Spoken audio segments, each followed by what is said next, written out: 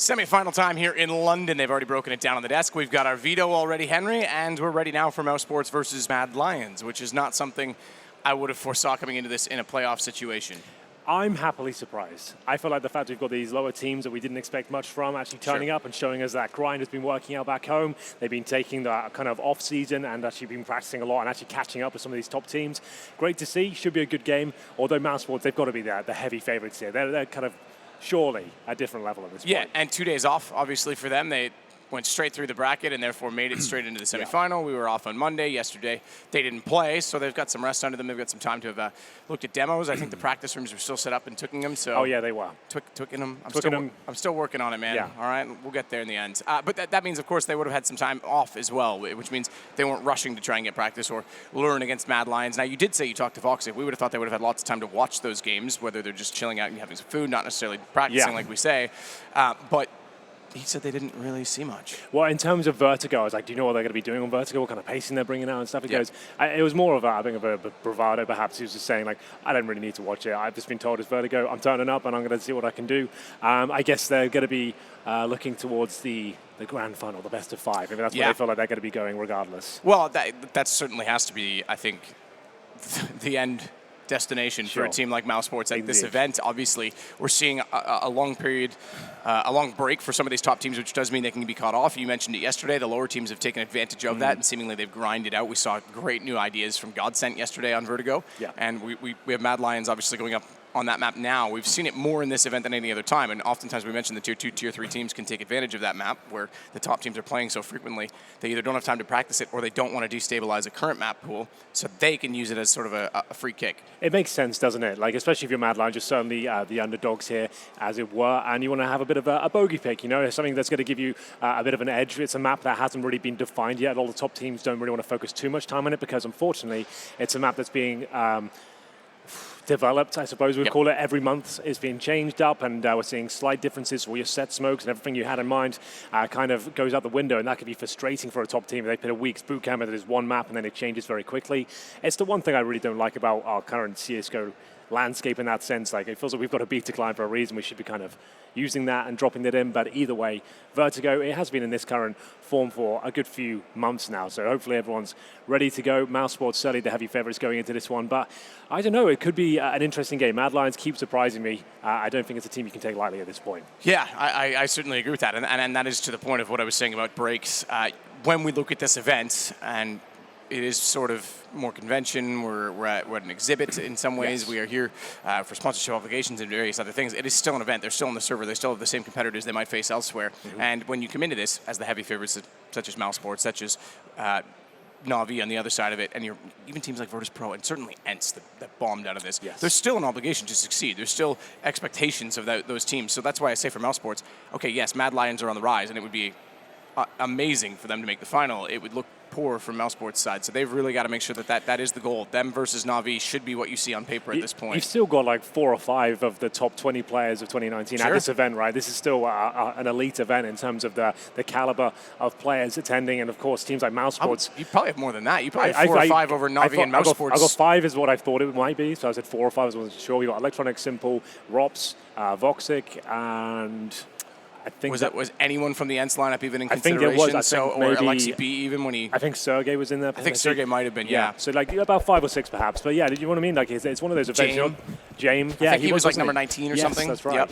Yeah. So this is still an elite event in that sense. Some amazing players here. You can't walk in and expect yourselves just to run away with it. And even with the fact we have all these elite players here as well, we have these kind of teams that are coming out of the woodwork somewhat. Godsent, Mad Lions now in the semi-finals. I don't think anyone would have really had them there coming into this tournament, but this is what it's all about, seeing what they're bringing to the table here, and the gap is closing, I think. The number 1 teams, like the top 30, like the skill is just getting crazy good across the board here, and this is a very well-drilled team up against mousesports, who certainly have more firepower, but are they drilled and ready for what Mad Lions will be bringing to the table today? There's Voxic in the middle. He'll be up against Acor, the sniper battle. I think that'll be a very interesting one, especially on Dust 2.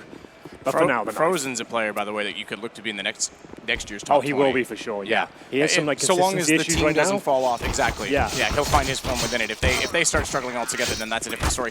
Quite a knife round from Mad Lions. They'll get their pick of the litter on Vertigo. We do knife for side every single time here, and that obviously does have to do partially with the fact that GGBet is the title sponsor and organizer of this event. So tons of stuff you can be involved in, including betting on just the knife rounds as well as the whole game over on gg.bet. And we'll get you the odds here in a second as well as we look through player by player. Kerrigan's been around the block, started his CSGO career specifically in mousesports, and now that's where he finds himself despite being in several teams since then. Chris J's been in the jersey a long time as well, the old mousesports one.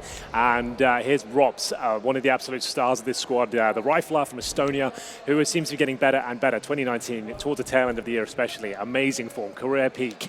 Voxic as well, one of the best snipers on the planet right now.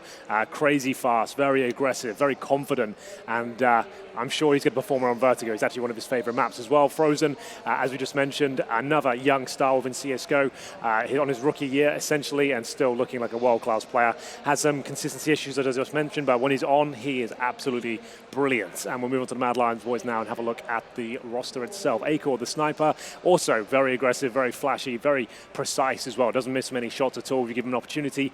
Hunden, the in-game leader, the mastermind behind the whole operation, is keeping his boys, his stars, contained and making sure that no one overextends. His Shush, a player that was new to me this event, and actually surprisingly good. This whole team is not really got any players to drop off. Yeah, and I've seen some of these guys throughout it. In fact, we saw this previous lineup before they were under the Mad Lions organization. I think I casted them a few times. I certainly did some sort of, well, I'll just say caffeine when we were doing the sort of the talk shows over some of the dream hacks. I saw them once or twice there, and Shush certainly stood out. He seems to be pretty consistent, but nothing that made me go, okay, this guy's unbelievable. Yeah. But he did look pretty solid yesterday. It's a solid rifler who can play within the system and seems to hold his own. That's all you need.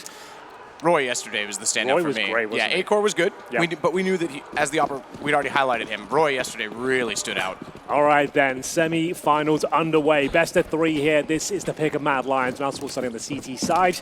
We are going to have an A approach here and aggression from Frozen. Bubsky will get that first kill, but Carrigan fighting tooth and nail with the USP, but the split is absolutely ruthless here. But so are the headshots coming through from the Glocks and the P2000. It's actually going to be a 3 versus 1 now, as Mad Lions will be up against Rops. Now, he is capable of winning these sort of rounds, but he is the B player, and it's going to be a long rotation as he comes in from that A ramp.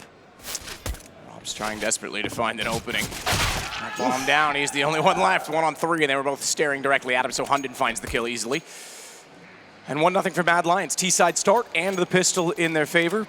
Not a bad position to be in on Vertigo. Just a straight up hard push towards the A site, and you saw mousesports ready for it. 3 players there, challenging and swinging, just couldn't connect. And we saw mousesports already play this map in this event, and we know that Robs likes to flank. So the fact that they've already spotted him on the pistol round, it's a little more common because people run with the pistols a little more aggressively than you might with rifles. You can't hold the same angles, so they might have expected it sooner, but the fact that he's already been seen once doing that, he may not be able to get away with it quite so many times. As Kerrigan faces down the ramp, makes contact at the bottom side of T entrance. Lipsky, meanwhile, already inside of the smoke, is just spraying and hoping that there's someone on the receiving end. Well then, force buy here from mousesports. We have got the Desert Eagles and a couple of kills coming in favor of Mad Lions. Here we have brought the B-bomb site under their control. Mad Lions looking very comfortable. There's 1 smoke. There is a kid available, but I don't think many kills will be coming into fruition. There's 1 for Carrigan, but he's so low, should be getting dropped here. Acor to close things out. They fend off the force buy, no problem. Has to be the underwhelming round at this point. USPs, maybe a couple of P250s, no armor, and that's a big one for Mad Lions to pick up. Like, those aren't easy rounds against mousesports. They've got some of the hardest hitting Deagle players in the game right now. Robson Frozen especially, like, insane with the weapon. Yeah, absolutely. There's no doubt about the fact that Frozen has aim. Rops has shown that from day 1 when he was brought into this lineup. That's the crazy thing about mousesports. They were in a position similar to where Hellraisers were for a long time, but in a position where they had nothing to lose. They brought in Rops, had a great year, and then for all sorts of different reasons decided to change up the roster, and they do it again. They bring in another young talent and take a risk on it, which is, you'd think with one guy that's still stabilizing himself, that's a huge gamble. It paid off with him. I mean, Frozen's turned out to be an excellent player as well. Of course, going to take down Kerrigan this time, so Mad Lions already starting once again on the better foot, and that's expected still against Pistols. To that note, though, I feel like when you found a player that you know has got the potential in terms of raw talent, and he hasn't been tainted by other in-game leaders, maybe Carrigan likes that prospect and molding him and how the player he wants him to be. That's the other side of it, is that Rops didn't have Carrigan there as the in-game leader when he came in, and he was still remarkable. Frozen does. So you could almost expect that Rops might continue on this fragging style, but Frozen might become more fundamental in many ways. Yeah, it's interesting to see how that pan out, because there's so many brilliant players within mousesports. Like Chris J, what an amazing 2019 he had as well. Like he's somehow getting better the older he gets. He's maturing like a fine wine, it seems. As we'll see a rotation over towards the B side of the map. You can see a couple of kills potentially available here from mousesports. They've recovered a UMP. That's in the hands of Rops. He's got a Molotov as well with the Desert Eagle. And that Molotov going down, this actually could get a little bit spicy. We'll see the plant come in behind the generators here. Hunden's low as well. This could actually fall apart. It goes down to the 1 versus 1. Frozen up against Roy here, but he's got a huge advantage with that AK.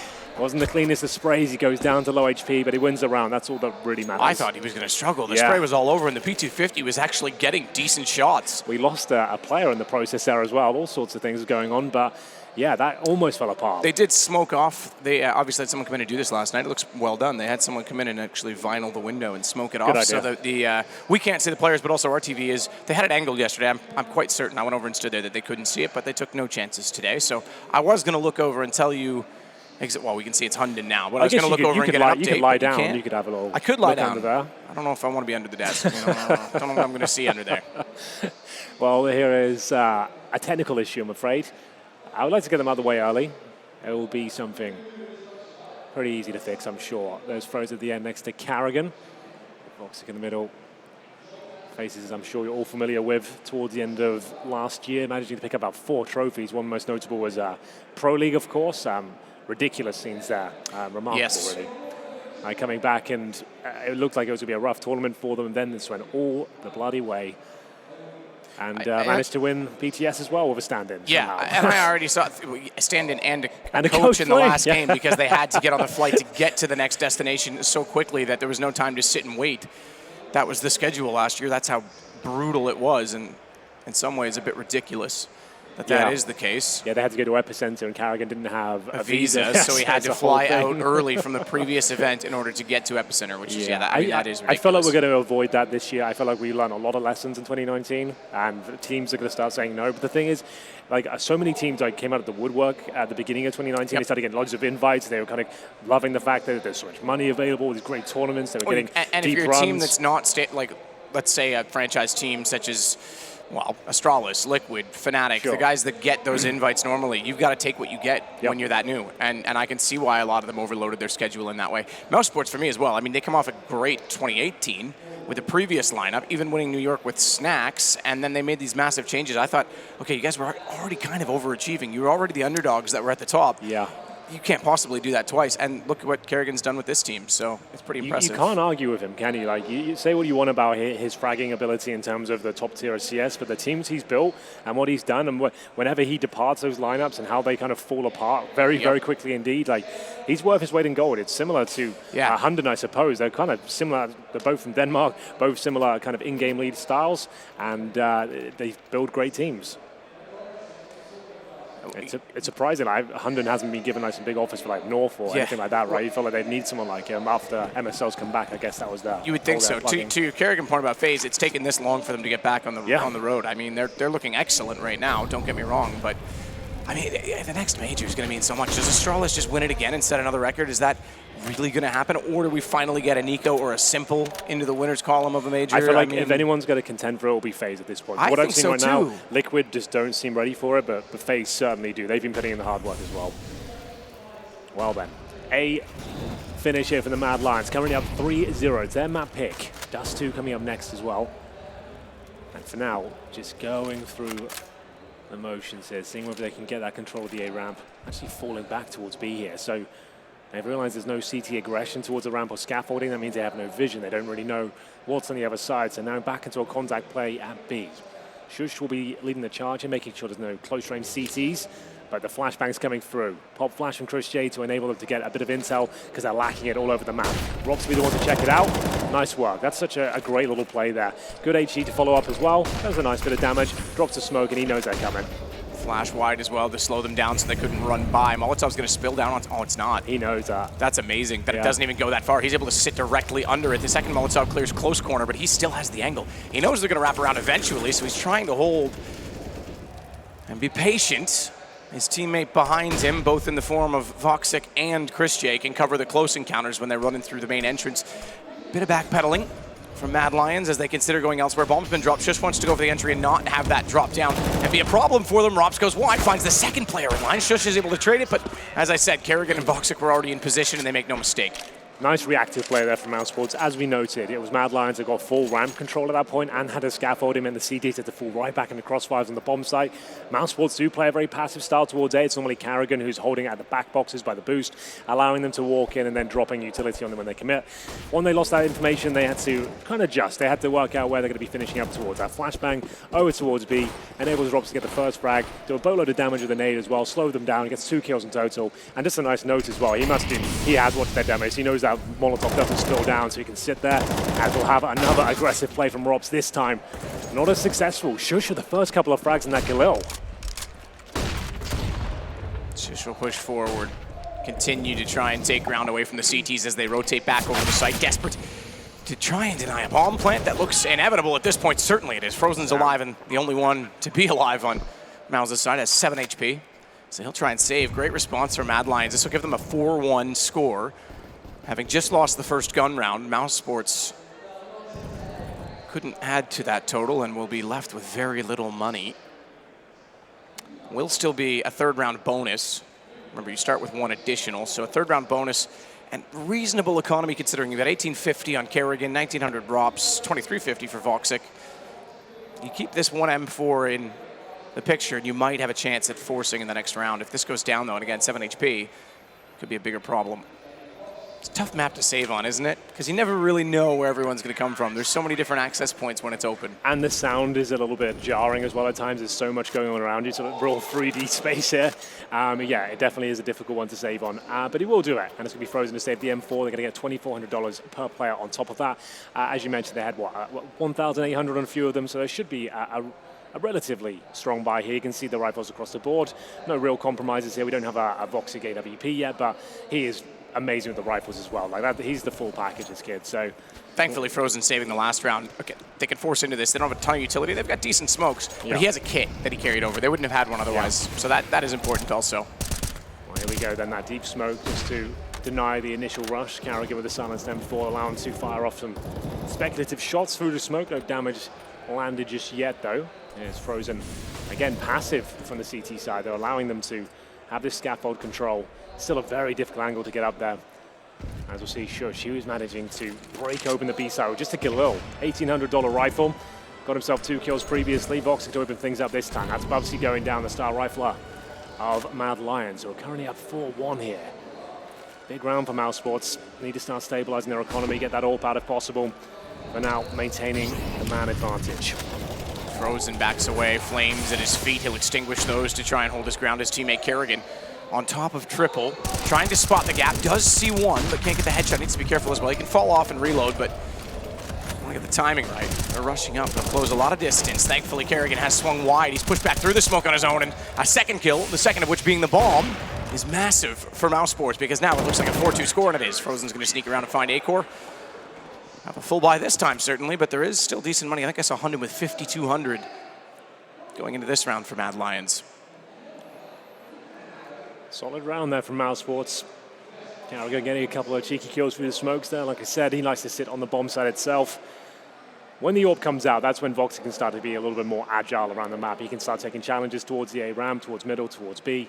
That's where he really thrives, but until they can bring the weapon out, which is right now actually, it'll be a little bit more passive. So up against a force buy from Mad Lions here, just trying to cause a dent if they can. It's Shush once more towards B. Robs is having a rough time over there.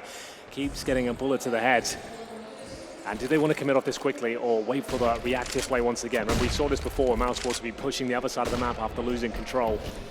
It seems like a full-on commitment here. At least they're sending Shush in, and we'll fall back to boost in towards that window.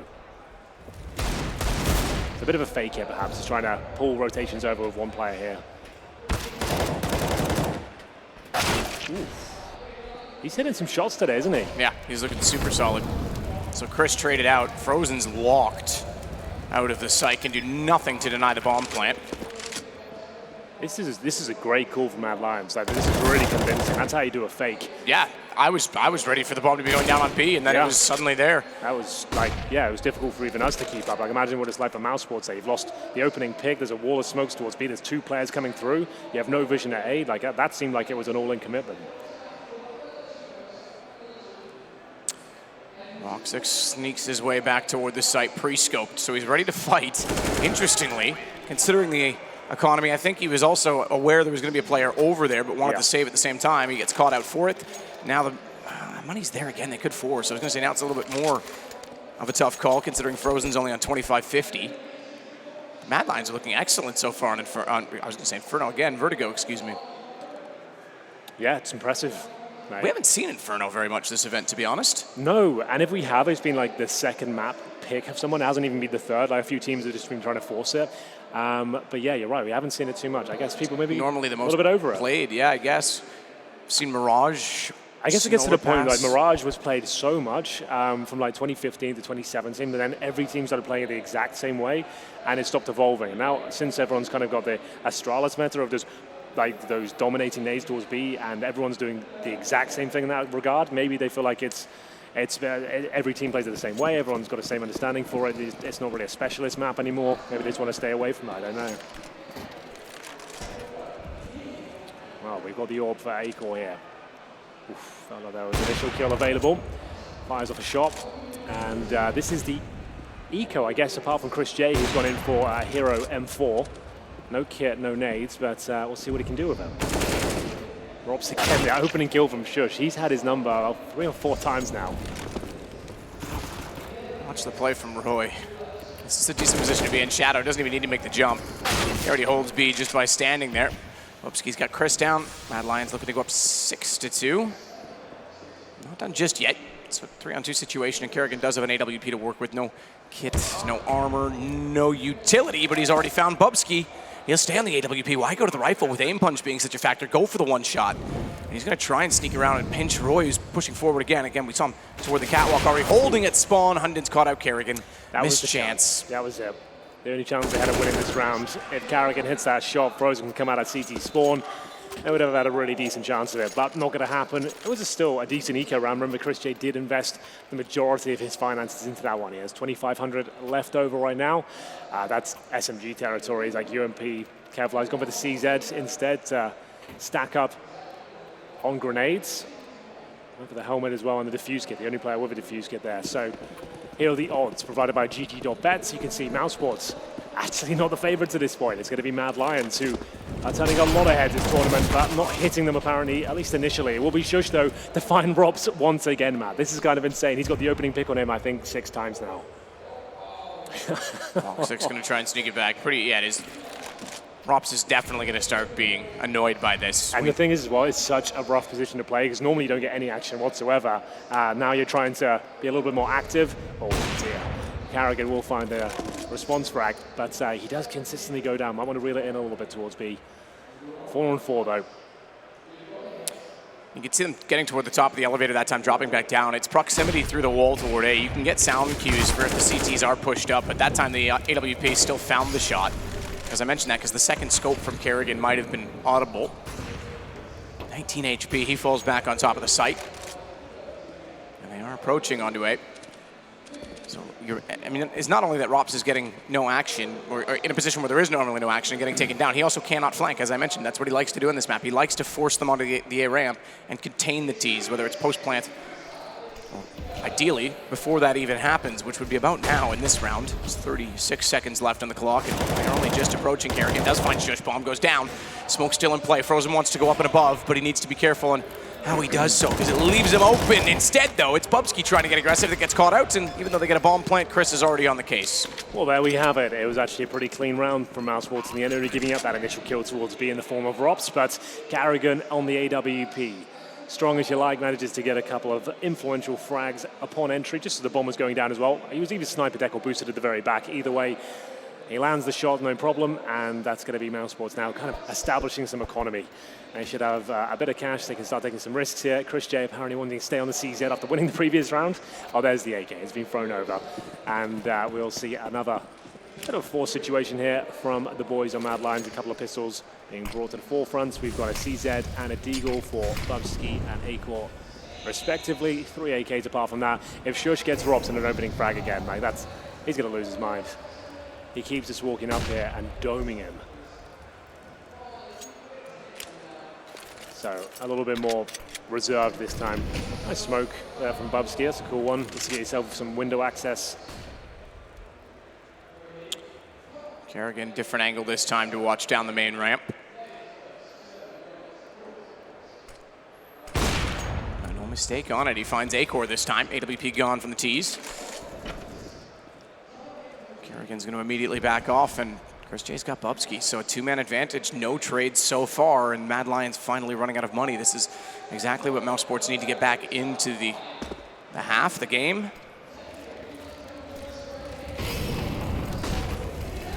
Molotov, ooh, and the flash. Remember yesterday we saw the double flash on top of the Molotov in the back. That's right. Dren just sat there burned alive against Godsent. They are going to cross it over and get the bomb down toward default. No nades going in against it. Sometimes that is countered with grenades. Kerrigan actually goes all the way back toward heaven to try and see through and spot the ramp. And he can stay there. He's got 2 rifles up close. They can do the dirty work of trying to clear out the angles, but Hunden's going to hear them coming at this rate. Chris has slowed it down so as to go overlooked. Gets up on top of the girders. Hunden down to 1 HP. Tried to put damage back through the steel beam. It doesn't do enough, but he does hit the headshot. Chris easily should have put out that duel on the repeat. And a good spray from Roy, but it's not enough. Rops gets back in. And the Lions roar not enough for the mouse squeak as they get back to defuse the bomb. There it is. The smoke was already down. The defuse is coming in. They got a couple of nice frags there, but mousesports had already won the round once the defuse began. But still, nice resilience there. Hunden on 1 HP still manages to steal away a kill. Every frag has a knock-on effect in Counter-Strike there. It will remove money or make things more difficult going forward. And it looks like a tactical timeout here, perhaps, as well. This takes stock on what's happened so far. Mad Lions with a flying start. Looks fantastic, managing to win the pistol. Got a clean 3-0 start as well. Always going to be a necessity, I would say, in this particular matchup. If you let mousesports get a massive amount of momentum and cash built up, you're going to struggle to knock them down. So this is very good for Mad Lions. They're going to have to take the eco here, but looks things as they are looking down the barrel of around $3,000 per player. Not really enough to do much more than this, the Deagles, maybe a smoke or two. Mousesports, though, with 3 AK-47s, AWP on Kerrigan, not Voxic, and he's doing a great job towards A, so I guess why not keep it going. Roy gets underneath the stairs to see if anyone will get aggressive. Again, we talked about how Rops likes to do that sometimes. Kerrigan, 3rd round in a row, he's going to find the early pick on the ramp. It's Acor for the 2nd of which, this time not quite as punishing, considering it doesn't have a gun to drop down, but certainly it's an advantage mousesports will welcome. Rops goes back to try and spot where we mentioned Shush was. Actually gets the angle. Roy's there's also still, but he's going to back away. Doesn't want to take that fight, or does he? I guess he's going to 1 to 5. He might as well go for it, and he's got the first AK on the ground. Can certainly make this costly. Switches to the AK. Chris is up close. Didn't quite get spotted on the first peek. Does this time. Doesn't matter. Chris makes no mistake to hit it with the M4. Actually ducked underneath the re-aim and reposition of his opponent. Well, there we have it. Just the Deagles there. 4 Mad Lions. Kerrigan opening things up with the AWP once again. But Chris J closed them down. No bomb planted, but still money available here. Going to be going for assault rifles across the board. 3 AKs and 2 Kriegs. Most utility as well. And Mad Lions have not really changed the pace up too much. It's been lots of defaults. They've had a couple of quick Bs if they get the initial picks. But we'll see if Chris J, oh my goodness, I love this movement. He'll sacrifice some HP, but the fact he gets towards that position so quickly, that's really cool. Doesn't work out for him, but it would have been great if that one found the opening frag. Decent spawn. I assume that's why he's got the AWP to give it a go. Voxic gets himself towards a ladder room.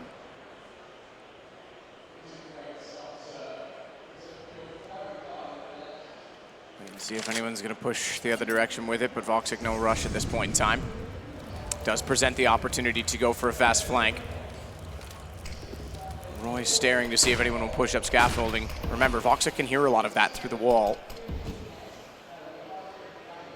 Frozen and Kerrigan are actually going to go back. I think they want to lure them in toward A at this point in time. They're trying to get them up the ramp. They're trying to actually force them a little further, because that means if they do go for the flank, they will be in a position where they can lock them in. So I'll have to clear out the backside of sandbags defensively. Normally we see the T's use a Molotov in that position to make sure that any one sitting there when they walk up is taken care of. So obviously they are going very passive. They are going to nade toward the bomb. That was the plan. That's going to go through, do damage. In fact, it takes Hunden down. Bomb never even got planted. They sprayed in to find the early damage. That's a decent setup, but Shush and Bubsky have the other kills in return. So far, there's no containment. In fact, they've gone for a standard rotation. I was fully expecting the flank based on that play, but they elect to go for a straight retake, and so far, they've found the first onto Roy, but it's still a 3-on-3, 31 seconds on the bomb. Kits for 2 of 3. Chris J's the only one without one, and he's on the AWP. Watch for him to try and hold the angles as they go for it. Tapped already. Acor's got Chris and Robs both down, and his positioning is very strong for this bomb. Yeah, absolutely true. It's up to Frozen now, the AWP, but Shush will close things out there. It's a sandbag position. You can see it's quite nuanced, that spot. It's not just about swinging left and right. You can actually have different angles towards sniper deck. You can see the top of the heads near the bomb side as well. And you just need to kind of hedge your bet sometimes and try and remain calm. And that worked out very nicely indeed. It's going to be 7-5. Mad Lions pull one back after losing 3 rounds in a row. Money a little bit tight. You see the UMP out for Hunden, but that actually might be a blessing in disguise. There's 2 players with our helmets there. If he meets the right one, it's going to be a very powerful SMG. Big round here for mousesports. No warp available for Carrigan this time. Do they want to change their mentality slightly? And I think they do. They're going to actually send 2 players a bit more inquisitively towards this ramp. Does he want to go any further, though? That's the question. Looks good. Acor, a couple quick shots back through this time. Still alive at this point. Usually Kerrigan's got him down. It's going to be Roy that he gets instead, but not without the expense of Chris J ahead of time. Nonetheless, they still have the man advantage. 7 rounds, Mad Lions. You still slightly lean toward T on Vertigo. I think so, yeah. It really depends on the matchup and the play styles, I think, but I feel like most teams will be trying to post double digits at least on the T side. That's what they'll be happy with, I suppose. But a 4-on-3 for now. Making their way back towards B. This is where Robs has been taken down a few times, but he's playing a little bit more passively in the last few rounds. You can see him just holding towards quad. And they have a few smokes and Molotovs. They'll probably Molotov towards the quad position. But Voxic there to at least get the opening frag. It looks like he's so ready for this one. The flashbang is decent and removing from his perch, but overall, Robs with a nice swing does open things up. There's the Molotov towards quad. Needs to be careful now. One more tick will take him down. His teammate saves him with the smoke deployment. That's going to be Voxic removed. Remember, Rob's very low HP, 10 to be exact. And that's the B-bomb side open now. But the window, here it comes. Very important frag, and Carrigan nails it. Now down to the 2 versus 1. We've got Acor. No sniper in hand, but good as. He's got the Krieg. If he ran all the way towards A right now, he's actually got access towards the site. Exactly what happens. He's got time to plant, and the CTs know it. But Frozen will be at the scene of the crime just as it goes down here. I like this idea. Unfortunately, won't be able to plant now. But still, decent effort. Going to hold the plan, try and get the money in. He's gone at that point anyway. Does go down before the time, crucially. That's a bit of a risk. He could have run and gone for the plant, but he tries to cut off the rotation. The best he's going to get is put it to a one-on-one, and there's still not enough time. Yeah, I agree with you. I think he would have been buggered regardless, because in that same sentiment, Frozen can sacrifice himself when the plant's coming in. He's going to take him down just as he finishes diffusers, but he would have got extra money, I suppose, but gave it his best shot. If he'd have found both of them in transition, maybe that would have worked out. Desert Eagles, P250s, that sort of thing. No armor, no nades. mousesports started to close the gap now. Get ourselves to the round number 14. Mad Lions to save everything they've got for the final one. And you can see Bubsky's already made his way through. You could feel that was going to connect. It's a bit ridiculous, the shot, but Frozen just didn't see it coming. A chance for 2 kills. This is a full eco potential victory here, Matt. They've actually got full access to the A side, but Robson Voxic maybe arriving just in time. Voxic running behind the plant. He knows this is important. He goes down, but he finds the kill in response. Low HP for Acor as well. Smoke starting to be deployed here, and only the Glock for Shush, but it could be enough for a kill. He's in a 2-on-1, finds the Krieg. A slight chance he wins this, but Voxic, too precise, too quick, takes him down, and a very successful eco there for Mad Lions, to be fair. An opening deagle shot, a Krieg to follow it up, and a bomb plant. There was a chance to win the rounds, but ultimately mousesports fend them off and still have a chance to win the half themselves. We're going to pause just before the end. A pretty split decision so far. It's Dust 2 that comes up next. We're following that by Nuke. Again, I'll say it, Inferno's the only map of the pool that I have not seen personally this weekend. Or week, I suppose I should say. pretty back and forth affair, really, when you consider it as well, because money's it's been pretty fragile, but Mad Lions did have a decent surplus at the start of the half, and it took a little bit of time for mousesports to cut into it. Likewise, they won one, managed to save just enough money to buy again after having lost immediately after. So we've had a decent amount of gun rounds.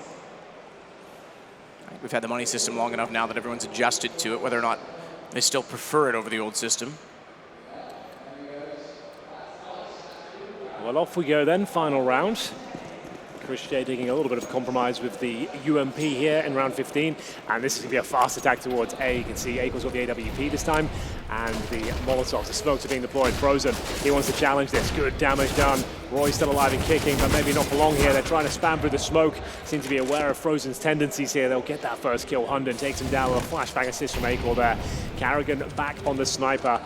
He's been landing some great shots today, but this is a high-pressure environment now. Quick smoke out to hold Carrigan in position. Big box to play. He's got to swing around that with an AWP. If he does look this direction, though, that's where he wants to cut them off from. He gets Roy, but he can't get the bolt done in time. And Shush able to catch him out in return means the bomb should be going for a plant. Deep Molotovs meant Voxic had to go all the way back towards CT spawn. Just getting in position now, but this is exactly what we talked about from Robs. Finally, he gets a flank in position. Only good for 2 kills, but 2 kills that otherwise might have meant the round was not going in their favor. Now they have a chance at it. Shush and Hunden both sitting alive on 40, mid-40 HP, and they're going to spray in. Chris down, it's low HP for Voxic. All too easy at that point with the smoke on the bomb, and they'll win the half 8-7. Great half, actually. Enjoyed that one. Had some tactical depth. You can see in-game leaders Carrigan and Hunden locking horns here. Hunden with that B punish at the start of the half, knowing the utility, the money was low there after they kept taking Robs down again and again. But once things started to stabilize, you saw Carrigan's orb come out. He actually looked very solid overall. Didn't see too much presence towards middle, not many backstabs towards the CT spawn area like we saw Godsend presenting yesterday. But it's more of a classic game. Defaults into A executions or a faster B play. Carrigan now to swap over, and he'll be controlling the terrorist forces. Big pistol here. It was Mad Lions that picked up the first half. Got a 3-0 start. Can mousesports replicate it? Quickly up towards short here. Chris J wants to go through the smoke, it seems. No problem. Acor waiting as well with the USP. Voxic in position already to plant, so a 5-on-5 post-plant situation in the pistol. Yeah, you don't see many of those. No, but naturally it does mean they must have a plan for the retake, you'd expect. So far, though, they haven't got any forward momentum at all because the smokes are still down. Voxic's still on top of the ball, and they'll get the headshot onto him. Hunden, to do so, has the kit, keep in mind. So he's playing close to the bomb. Even if he drops, they'll be able to pick that up. He's going to get on in the smoke. They're going to get away with this. There's nothing they can do. Roy's got the only kill they needed. Rops is on a flank. It's already over, and he's down. Insult to injury. That's kind of insane. If you get the bomb down with no kills being exchanged, it suggests you've called the perfect strategy to get yourself in an amazing position. If it finishes, though, with 0 kills found, all you can really say is respect to Mad Lions at that point. You're right, they must have been playing with a retake mentality because they didn't miss a single shot after that. Everything connects, and yes, the bomb goes down, but no kills found makes the buy in the second a little bit more troublesome. And that's why they've taken a partial instead. If they got like 2 or 3 kills there, you would have seen AKs and Kriegs, but ultimately now this is a better call, I think. And here are the odds provided by GG.bet. You can see Mad Lions actually the favorite still. They're ahead by 2 rounds. Those are live updates. It's pretty even. I think that makes sense. Surprisingly, though, that it is that far, like, it is that even, period, because mousesports are, on paper, absolutely the better team. I won't say the better team, but certainly the team you'd expect to win. Well, yeah, they're a top 5 team, right? So, like, mousesports in comparison to Mad Lions, who I think are 16th right now. So, yeah, I think that's fair to say. We'll see the commitment through the bridge, maybe a little bit too much of one from there from Carrigan, but he wanted to see if he can pounce on the CTs and take advantage, but it goes back to a 3-on-3. And Chris J spots a hole potentially here, going to be pushing his way up towards the B steps, but Shush has a rifle. Doesn't connect on the first shot here, but I don't think they have helmets, at least from Chris J, so he will go down quickly. Frozen responds in kind. 2-on-2, bomb to be planted. Bubsky though, he should be able to find his first kill. Not the cleanest so far, but that's not too bad. 1-on-1 though. Acor. B steps, HP relatively the same, and I feel like the MP9 should be able to close things out here, but spots the head, it's a tiny one, and this point is much more difficult for the CT retaking. 3 kills already for Frozen. Acor, though, has him down instead. And that means the defuse comes through. It's going to be 10-7. A close round, all things considered. But it's still going to be Mad Lions stepping ahead. And I did predict today we were going to have 3-map series. I think that Mad Lions are certainly saying that that is a possibility. Heck, I won't rule out the fact that they could even win this 2-0, but we'll have to wait and see if mousesports have a response here before we even move on. Well, mousesports didn't fully invest into this previous round. They just went Deagle armor, and they got another plant down. So it gives them a nice strong buy here, and they got 4 kills as well. So that actually went pretty good at all things considered. You can see a really healthy buy coming into round 18 here. AKs, Kriegs up against MP9s for masses. Sure, there's an AWP out. Acor will have to kind of step up, I think. He needs to go for an initial pick towards the A round. He'll do that from scaffolding. So watch the bottom of the elevators. See if they actually push up. Kerrigan's on the inside of the smoke, so he's actually bypassed the AWP. Acor's made his presence known, but Kerrigan, he can't tunnel onto that. He knows he's going to want to retreat at some point in time, but there's another person he has to worry about, and Roy, running back, gave that away. Kerrigan's locked himself in now. Oh, okay, that's a bold decision. I was going to say, once he opens that first kill, he could turn back to catch off Acor, but instead he sticks around and gets the rotation as well. This is still not an easy situation to be in because the Opper, Acor, has found a kill as well and a way out, and Kerrigan suddenly becomes the prey. Well, the bomb gets dropped to the bottom of the A ramp as well. So Acor has slowed things right down. Sure, Kerrigan, he found a gap, but he has to go all the way back now and pick the bomb up, and Acor can reposition. They've lost track of each other. Good smoke down. He can focus towards the ramp itself at this point. Kerrigan surely going to go down to a flick. That's a nice shot from Acor. He doesn't miss many. And another clean round. Lovely stuff from Mad Lions here. 3 players survive. They open things up with MP9, funnel them towards A. Kerrigan, with those 2 picks, you'd think there was a good chance there, but the bomb goes down and it all falls apart. They'll take a tactical timeout now to work out what the move is going forward. They can't really buy here. They will have a very big amount of loss bonus going forward. They'll get a decent buy next round. They could partially buy into this one. I would say Deagle armor with 1 player on an AK, like Frozen gets AK armor. That would be my call at this point, considering he's got 4,200, but we'll see what they've got in mind.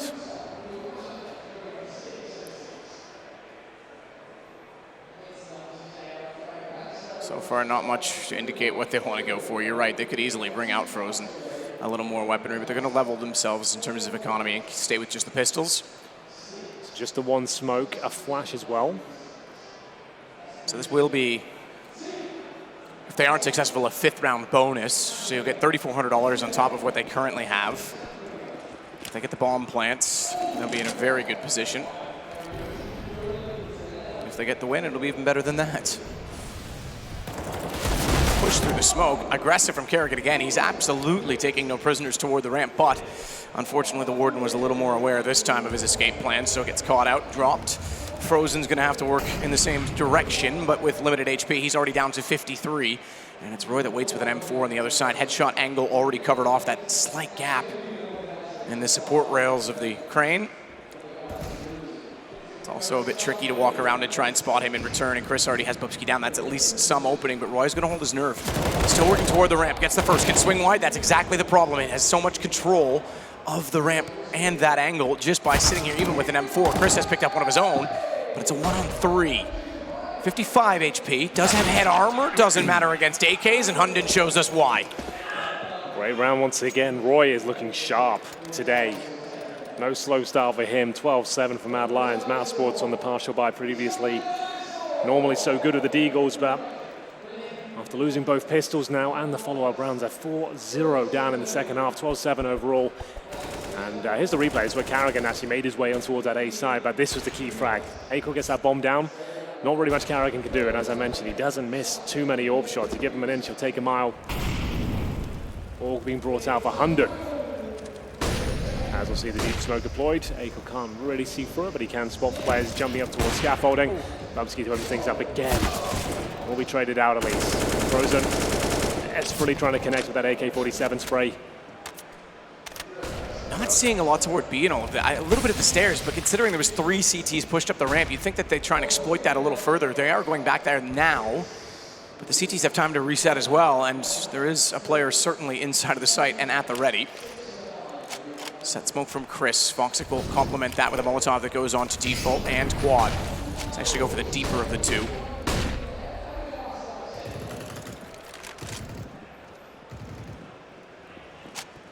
Is trying to find space on the map, but it's so difficult at this point in time. Even down just 1 man, and the CTs You control again, it's headshot angles when you come up these stairwells. It's difficult to find a position that's safe. And Chris is going to try and do that right now with a Krieg. At least it's that weapon because it gives him a massive advantage in taking these fights and these duels. But look how patient Roy's being again. Excuse me, rather, shush. Doesn't want to give anything away. Yeah, well, they've got the 4-on-3 right now. Just trying to whittle the clock down if possible. If he gets that first pick, it's going to buy some time, and even more with the second. Excellent work here from Mad Lions. They're not really missing any shots at all. The Krieg's looking calm. Rops with a great kill towards middle, but I don't think it'll help him win the round. Shush is already repositioned. Has to be 13-7 as well. Money broken once again for the mousesports. And you're absolutely right. 30 seconds left. If there's 50 seconds to a minute, he probably has to be a little more aggressive. He wants to get the kills. He can't give them the sight because there's time to do something with it. 30 seconds, he goes passive. He knows if they're coming toward him, he's going to catch them off by being so sneaky and sly, and they have to commit. So if he gets one kill in that situation, he's already strengthened the retake. And they're under pressure. They can't be as efficient as they'd like to be. They don't have the utility anymore. They can't check every single angle, and he's going to get at least one for that. He does very well to get two. And this is what we wanted to see. So Frozen has gone for a bit of a hero purchase this time. He's the player you want to be stepping up these sort of ideas, so he's gone for the Galil, while his teammates partially buy with Desert Eagles. Acor, though, actually opening things up again. Said that about 5 times now with the AWP. 5-on-4, and that's a bit of an overcommitment there, but still, it's still a 4-on-4 up against what should just be Deagles, and now a Krieg apparently as they find that. Vox is going to be wielding that weapon. 13-7 here, big round. If mousesports can pull this one back, they can certainly get themselves back into the game as well. But Chris now looking towards that gap in the smoke at short. What's the play here? They've got one smoke, one flash. Acor with a pretty committed position here considering he's got the AWP. Does he get traded out? Apparently not. Nice moves.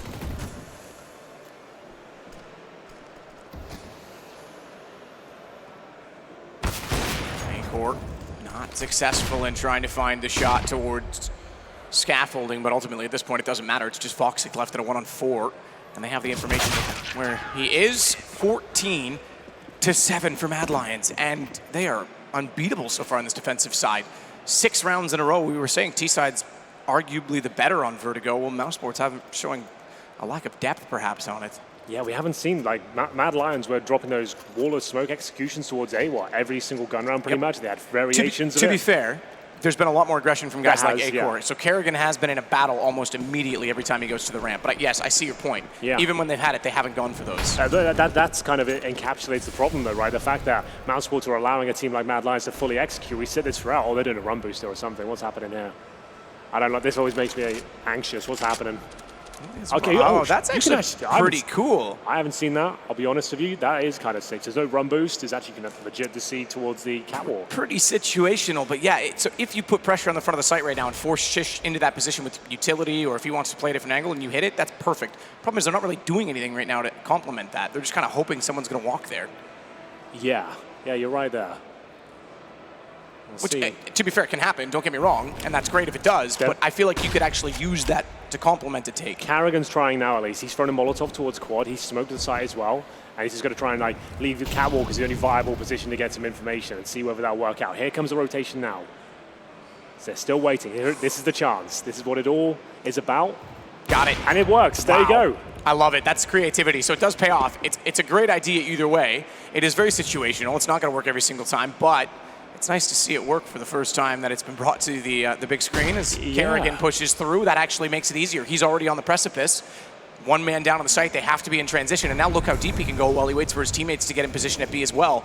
He is ready to cut off for Roy. So you just mentioned we haven't seen any executions. Well, here's a whole new one for you. Yeah, I'm not sure if it's a world first. I haven't casted a bunch of Vertigo, but for me, you play a lot of it, though. Play a lot of it. You and Chad are, you're like Office Globals, you're Vertigo Globals. Yeah, Vertigo Globals. I like that. Yeah, and I don't know, I've not seen that in Pro Play. It's a really cool idea. Like you said, though, it's really situational. You do need to sell it a little bit towards B, dropping smokes and everywhere but the quad positions so they get a little bit inquisitive. But that was a cool kill, and then Kerrigan managed to follow things up as well. I don't even know what you'd call at that point. It's just like, he's got me from T-spawn, I think. Yeah. top mid stairs. Yeah. But that's going to be mousesports to a much-needed round. They had to drop some of the major strats there, I think, just to get themselves out of this sticky situation.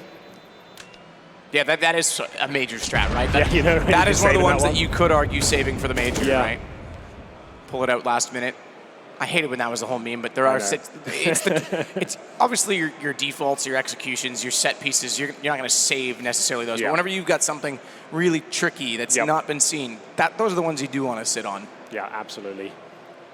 Well, let me know on Twitter if you've seen that one before and if it's been done. If not, we'll get it on Reddit, I guess. There's the old coach of mousesports, Regin. We'll see whether this tactical timeout will get mousesports into a more promising situation. Down but not out. A tenacious team can certainly battle their way back into Vertigo, but it's a tall order considering the scoreline. Carragher discussing their options now. They've had some wonderful comebacks in the last few months. 14-8. Mad Lions not wanting to give in just yet. They want to find that 15th round and sabotage the mousesports finances as well. Good chance to do it, but not the most ideal weaponry. A couple of FAMASs in there. Okay utility and an Acor Orb, which is worth its weight in gold at this tournament, it seems.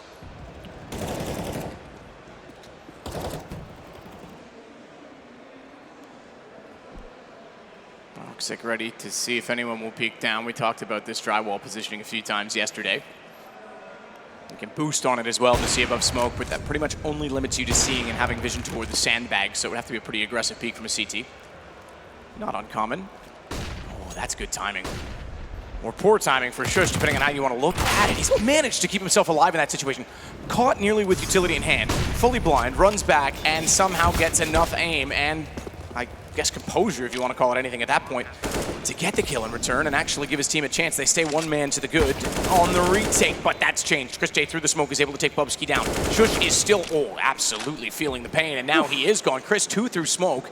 Good lineup, good anticipation, pretty straightforward. They're going to be back there somewhere. You might as well chance firing through with an AK on rotation. Just do some damage and a kill to boot. So that's perfect, as now we start to see mousesports stabilize. They get 2 in a row. Gotta keep the money good, though. And unfortunately, Rob's going down. Acor's done well with the AWP. He has done well there. I guess it is worth a hunt to get the AWP out of his hands, but their money's not really established themselves. Need to be very careful here. They are fragile. But a good round from mousesports here. Looking for that second in a row. Confirmed now with the explosion. And it will be Roy and Acor to save the weaponry at least. Got a decent amount of kit as well to go with it, with some flashes and smokes. Peacemaker there behind them. Can see the temperament shift a little bit there now on the Mad Lions side. It has hit Reddit now, so there you go. That's one of the fears of saving a strat. If you do it, that's fine, but if it hits the masses, then it's no longer. Is it on Reddit already? It's on Reddit. It's on the new section. Okay, so it was probably up first there. Okay. It's already upvoted a tremendous amount of times. Probably not that many, but enough.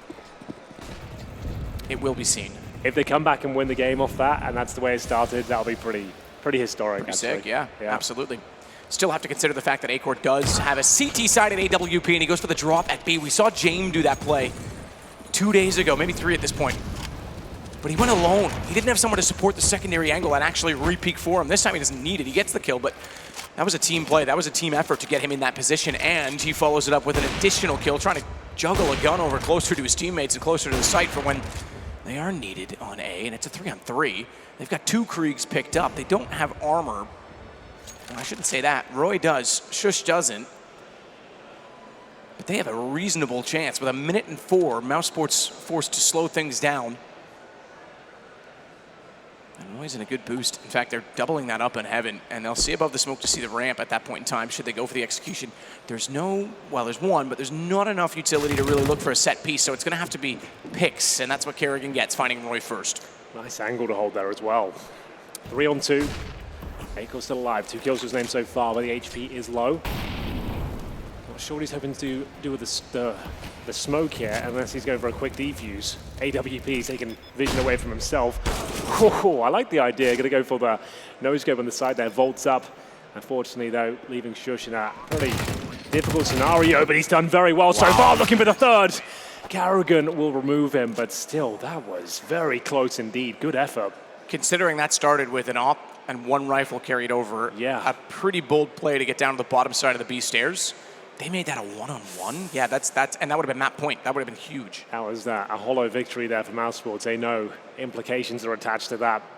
4 players going down in what seemed to be a very healthy round towards the end.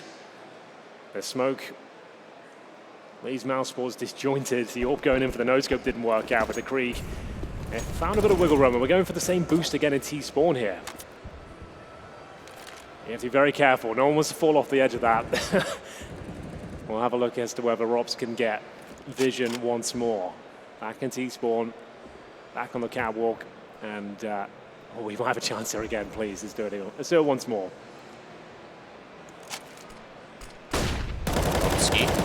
Tough position, but he's going to go hunting. He's actually done more damage on a Kerrigan, and he's going to lock him with good smoke. You're right, he does. I'm surprised that spread that fast. That was very well thrown. Yeah. It's back to 4-on-4. Good response from the CTs to take the fight and force the situation back in their favor. And of course, still trying. Okay, that's flame damage on Bubsky. Yeah. That's first off, it's his teammate, but I just saw the red come up when the shot came through. I was like, whoa, hang on, no way that hit, but it didn't. That's exactly the angle we talked about without the boost. So straight peek that time, rifle against top as well. That's a bit of a risk, but it does catch Acor off. Just minor damage. Moxic's got Hund into trade off of Rops going down. Bubsky now holding from windows, going to smoke himself back in. Flash over, drops down, and fully blind is Chris. Dropped already. They're still on the stairs, which means he has a headshot angle on repeat, but Frozen was ready for the fight. This is a scrappy round. I like it. 30 seconds remaining, 2-on-2. Smoke's available for the T side, and the CT's actually pretty far away. A missed shot from Acor there enables him to get in towards B, but Roy ready and waiting. He has been excellent in this tournament, down to the 1 versus 1 now. AWP in the hands of Acor, bomb to be planted. No kit available, but you feel like they nailed this shot. Not going to happen just yet, but now they know exactly where each other are. Acor to work closer. Frozen's done the same. You'd favor the rifle at this angle and position, but man, oh man, you never know with a no-scope. And the speed and grace that Acor's had this game, that's a big round, and they know it. They know they're getting under mousesports, under Mad Lions now as mousesports continue. I think that's 4, maybe 5 in a row. Another one-on-one, and I do want to point out, the railings on catwalk can be very misleading for an opper in a situation like that. You could see, because the bodies kind of bend and conform to them, so you sometimes get headshots sticking up. I thought he was actually going to fire at the body behind Frozen in that situation. Yeah. That would have been a dead giveaway, so. Oh my goodness. Tough to read. They are getting fired up, aren't they, mousesports? You can hear them right next to us, just starting to wake up now, starting to feel themselves, and they've dropped an absolute nuke there towards middle London, down to 12 HP. Acor takes 40 damage as well. So they know they're up against pretty much nothing here. Some Desert Eagles, no armor. Mousesports with 4 rounds in a row. Means maximum loss bonus for the Mad Lions into the next round. You would think they'd invest maybe a little bit more into this one, but taking themselves down to Desert Eagles at least. Absolutely fine. Might be able to running a double AWP setup. We've seen it a couple of times this tournament on Vertigo. Carrigan making sure the round needs to be very careful. Yeah. May not even need it. Roy's already got the first kill, but they've gone for the corner boost to see over top of the wooden wall. Oof, this is not the one you want to give away. A little bit sloppy there from Carrigan. He's been caught on ramp a few times. Go back to the start of the half. I think he was killed 3-4 rounds in a row on the ramp. Yeah, that is free as you like as well. It's not like you needed a great shot or good aim if he's gifted that one away. Oh, this could be another. Acor's got behind Robs potentially. If he looks down now, he knows it.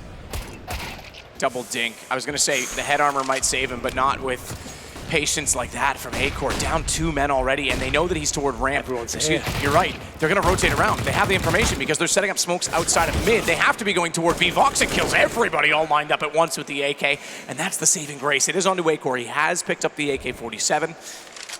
When he took down Rops, that was easily available to him, but he's got 60 HP, no kit, no utility, no armor. Very tough ask for him at this point in time. He's even going to try and use a little trick to see through the bottom of the floor, just in case he can get a kill before arriving, but no one's going to give him that chance. They know he was the one to kill Rops too, so they know he's likely to come from this position. Crisis averted at least. That was the initial kill given away for free towards the A ramp, and then T-spawn. Rops was trying to line up the smoke for first Jenny, I believe. And at that point, once he froze the smoke, obviously it has the sound cue, the nade being pulled. So, of course, Acor's going to hear him, hits 2 lovely shots to the USP. You're right, though. Those kind of shots normally do fall apart unless you get the double ding straight away. You can miss those shots, and it can go awry very quickly. But overall, it will be able to save the AK. A very solid effort there. But now the scoreline really closing somewhat. 14-12. mousesports managed to avoid a disastrous situation there. That would have been a gut punch to them at this point after having such a good comeback here.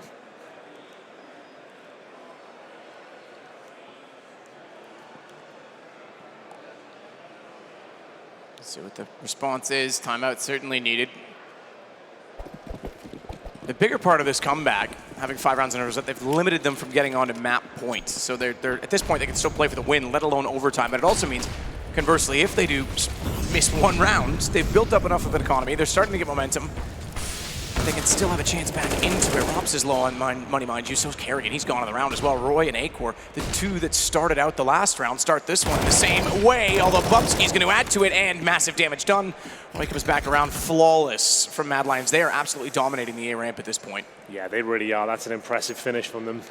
We'll see whether there's anything to be said. It's going to be the 15th round, pretty much guaranteed at this point for Rops. I think an elevator mid-split onto A might be the way to go at this point. You've got to get something going on to control the backside of A to force them off those angles, because they're not getting anywhere near the ramp. B's worked out a few times. Certainly with that execution we saw that boost, but I think if you can get the defense moving, it might be better off. That's pretty cool. He's just listening to where he is, firing down below. Not bad. All right then. That's going to be map point. Timeout called. From Peacemaker there, just going to talk about how to get one of the most difficult rounds of Counter-Strike, number 16. Especially against a team like mousesports as well. They're always so difficult to take down, whatever weaponry they've got. And they're more than capable of finding 3 rounds in a row. So a chance for both teams to discuss their options. Money, I think, is okay on the mousesports side. They had about 6K on 2 players, I believe, and then a few of them are on 2,000. So they'll have to distribute the wealth accordingly, but there should be 5 rifles out. Kerrigan relaying the information to his teammates. That's what he wants to see. Last round didn't really go in their favor at all. Challenge at the A ramp, completely blown out the water. One more round for Mad Lions here. Semi-final, best of 3. It's the first map, the pick of the Danes. See if this is where they can close things out. They should have the advantage overall. There should be some compromises on the mousesports side. So yes, Desert Eagle for Kerrigan. Get Lil for Frozen. He's very good at that weapon, to be fair.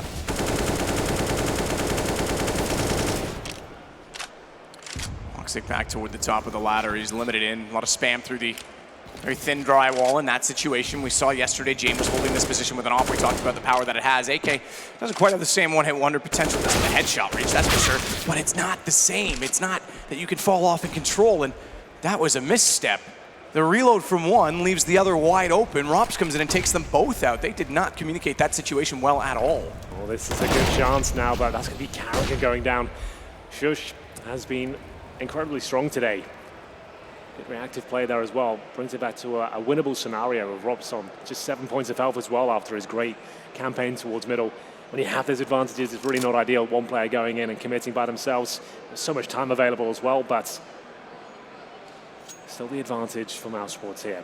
They have no smokes. Flashes, sure, 1 incendiary, but going towards B with no smokes at all is always going to be a little bit difficult. Acor patrolling towards middle. Contact playing towards B. There's the 1 flash over, and no CTs there at all. I feel this is a gamble stack from the Mad Lions. If it does go down towards B, they'll save what they can. That's the case at this point in time. Frozen even clearing just to make sure that no one was sitting back at quad and would catch them off. It's where the kill came in against Kerrigan, so they're certainly aware that that was a possibility. We're on the way out. You're right. This is a pretty fast call. 1 round 1, and they can't afford to just give away all their money because we're going to go to 15-13, maybe 14 if that was the case. And then, like I say, we are playing for overtime at this point in time. mousesports certainly can make that possible. What a slow start to the half. Such a fast turn as well. It all started with that boost. Scott got them on the board. They were actually, I think, was it 5-0 down or 6-0 down in the second half? The boost comes in. It starts a landslide of rounds. They've given 1 up since. Just a couple more to go to get to overtime. Certainly possible, but that's why Mad Lions have chosen to save the weaponry they had.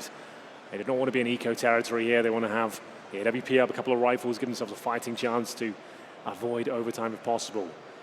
It's a stressful environment now. The pressure's on them. AWP still there, 4 and 4s. A Krieg as well, actually. So, always going to be powerful on the CT side of Vertigo as mousesports. This slowing things right down again. Frozen with a flash through smoke, wants to try and push Roy is the one on the other side. It doesn't quite go far enough to catch him, but again, look at the aggression from the CTs. Continuing to push on the ramp. Acor, this is the hole we talked about. This is what's more standard with the AWP in this position. You don't need to rely on a headshot from what was the AKs on the CT side, and I can understand why they wanted to push up. They had AKs, why not try and take those duels, hold those angles, but it wasn't executed correctly at all. This time it's much better. Hunden baited in by the AWP, he finds both. 3 men left, and they've won the first map, but it's not an easy task, as we've seen. mousesports continuing to fight back, and Kerrigan does exactly that to find Shush. Bubsky's lost inside smoke, but that means he's also lost to his enemy, and he's going to pop out to surprise Kerrigan. Bomb's not in position, and Bubsky, an additional incendiary, is going to force them wide. Hunden through the window, and this one looks to be done. Frozen in a 1-on-4. He's got the first on Bubsky. It would be a heck of a clutch to try and keep this alive. Yeah. Not done. He knows Hunden's outside the window, but he's completely surrounded. And if he fires one way, Hunden's going to push in. Good bait, but that means Acor can re-peek. And it's Mad Lions taking first blood in this series. Well done for the underdogs. Absolutely. Their map pick, and a map that mousesports are very good on as well. We've seen them play that plenty of times recently. BTS is one of their go-to picks, actually. So that does not bode well for the international squad there. But still in high spirits. They had a rough second half, and there was some kind of anomalies in there with some clutches. But still, what Mad Lions were doing in both halves, to be honest with you, was a really fantastic showing. It shows that throughout this tournament, they haven't had lucky days or they've been peaking out of control. They've actually had this sort of game plan and looked exactly like this throughout the tournament. Yeah, and of course, Vertigo is their map choice, so we kind of expect to see them come in with more of a game plan than perhaps mousesports, but we know that they've played it before. You said Voxic didn't know what to expect on this map. That maybe says lack of preparation. So yeah, credit to mousesports, or excuse me, to Mad Lions, but now we see mousesports going to Dust 2. Bit of a different map. The way Acor's playing, I think they can take the op fight. This is a decent position to be in right now for Mad Lions. Yeah, we didn't see Voxic AWP on Vertigo either. It was Kerrigan with the primary AWP role, so he hasn't necessarily got warmed up on towards the AWP role. Acor certainly has, so that could be a key talking point going forward. Well, we'll find out. We'll take a break. We'll join the analysts when we come back. It's map number 2, Dust 2, for mousesports and Mad Lions.